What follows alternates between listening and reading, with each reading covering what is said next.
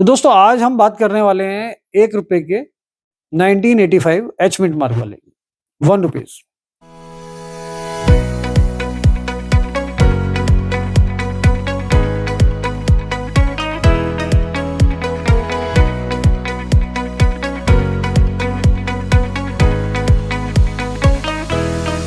दोस्तों नमस्कार। Royal arts and numismatic gallery रंग के यूट्यूब चैनल पर आपका स्वागत है। दोस्तों आज के इस एपिसोड में कुछ खास होने वाला है, क्योंकि बहुत सारे यूट्यूब चैनल्स जिसके बारे में बढ़ा चढ़ाकर बताते हैं, जिससे बहुत सारे व्यूअर्स आते हैं, बहुत सारे सब्सक्राइबर्स बढ़ते हैं। तो हमने भी ये रियलाइज किया कि भाई हम भी देखें कि हमारे सब्सक्राइबर जितने भी हैं या व्यूअर्स हैं, उनको पता तो चले कि रियलिटी क्या है।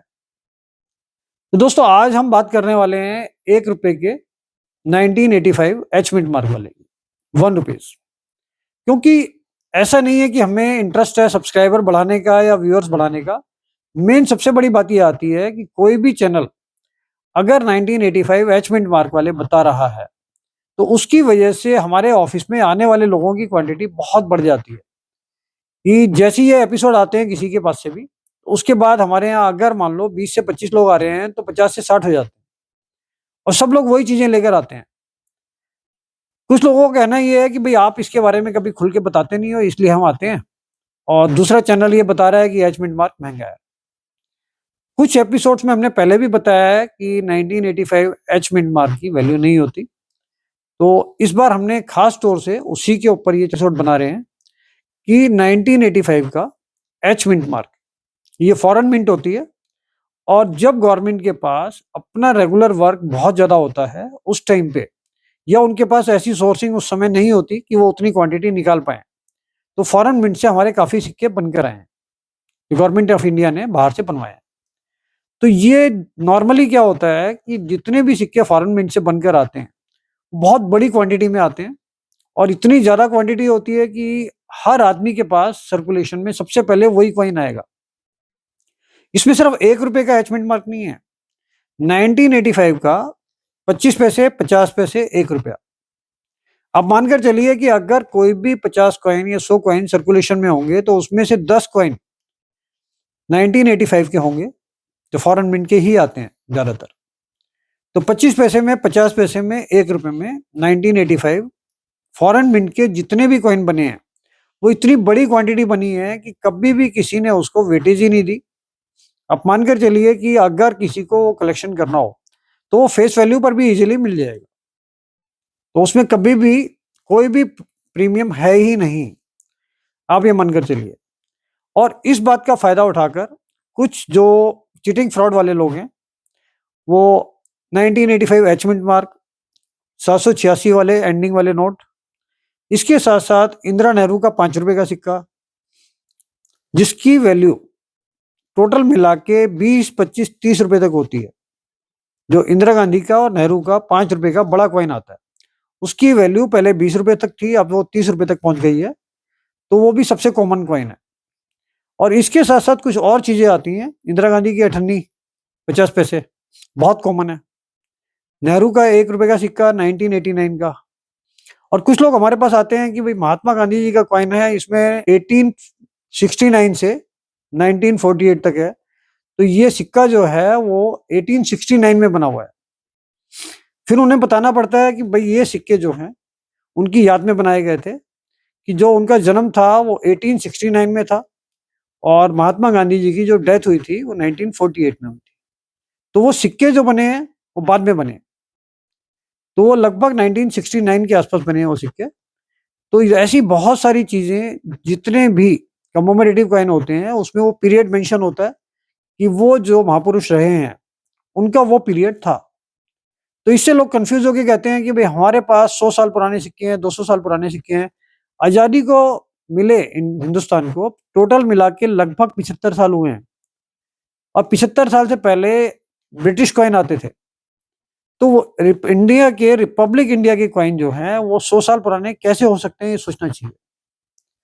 तो ये जो इंदिरा गांधी की अठन्नी या इस टाइप के जो कॉइन हैं, जिनकी रूमर्स फैली हुई है कि 1985 बहुत महंगा है, एच मिंट मार्क बहुत महंगा है, तो ये सारी रूमर्स हैं। और इन चीजों से लोगों को मौका मिलता है कि भाई चीटिंग फ्रॉड का शिकार होने का, क्योंकि वो कॉमन सिक्के यूट्यूब के कहने की वजह से, यूट्यूबर के किसी भी, कुछ अच्छे यूट्यूबर भी हैं जो उसके बारे में बोल देते हैं और लोग पूरा एपिसोड नहीं देखते, और उनके हाथ में जैसे ही वो सिक्का आता है वो बहुत कॉमन होता है, तो वो उसका फोन करते हैं और दूसरे किसी भी यूट्यूब चैनल पे जो चीटिंग फ्रॉड वाले लोग हैं उन्होंने अपने नंबर डाले हुए हैं, चाहे वो हमारा अपना एपिसोड हो चाहे दूसरा हो, सबके ऊपर कहीं ना कहीं चीटिंग फ्रॉड वालों ने अपने मोबाइल नंबर डाले हुए हैं।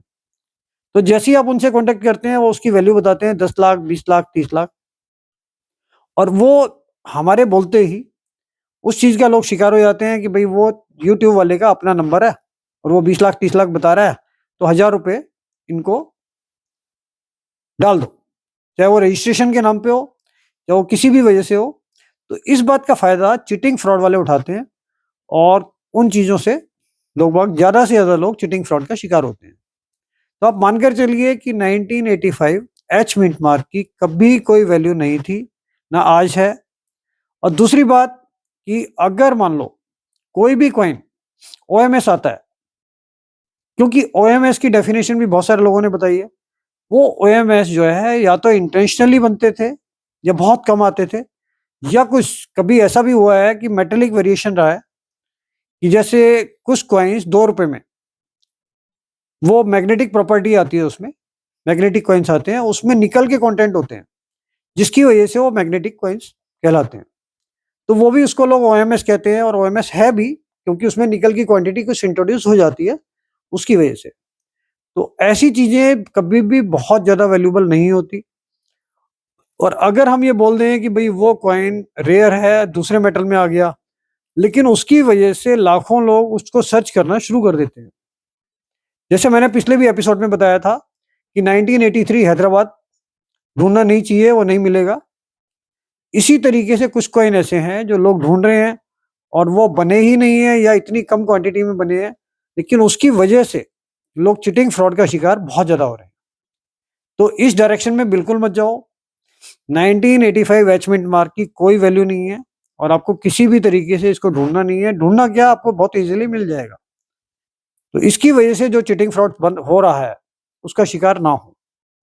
और कोई भी कलेक्शन की रेयर चीजें कहीं पर भी आपको मिलती हैं तो ये सोच समझ के लें कि अगर वो रेयर है तो वो वाकई में रेयर है, और अगर आपको कहीं पर भी वो मिल रही है तो जो आपको बेच रहा है अगर उसको समझ है तभी वो उसके पैसे आपसे ज्यादा मांग रहा है।